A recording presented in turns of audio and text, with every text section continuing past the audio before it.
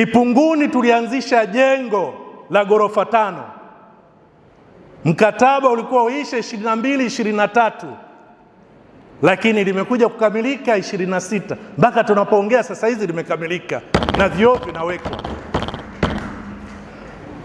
Kwa hiyo nayasema haya, Mheshimiwa Mwenyekiti, kwa sababu leo tunaweza tukaona Eli Huruma hajafanya kazi yoyote, lakini ukifuatilia ndio mkurugenzi aliyemaliza viporo vingi ambavyo vilikuwa vimeachwa.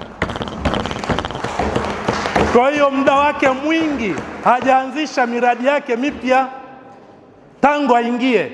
Ukifuatilia vizuri, hakuna mradi mpya aliyouanza kwenye jiji hili. Miradi yote ni viporo. Tuna kila sababu ya kuazimia kumpongeza,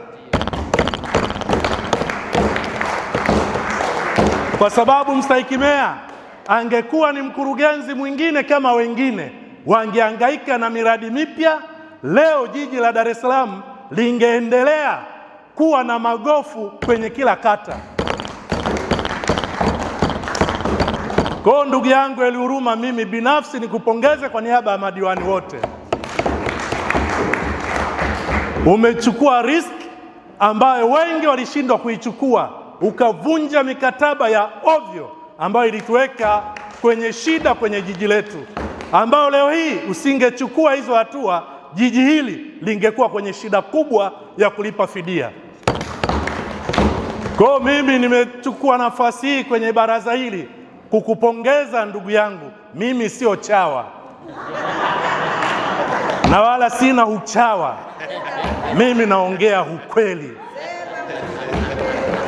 Kwa hiyo iweke rekodi sahihi kwa majukumu makubwa uliyoyafanya kwenye jiji hili, na utakumbukwa ndugu yangu kwa hii historia, haswa kwa viporo. Mimi nakukumbuka na nitakupongeza kwa viporo. Leo Kipunguni sekondari isingekuwepo, leo Bonyokwa isingekuwepo.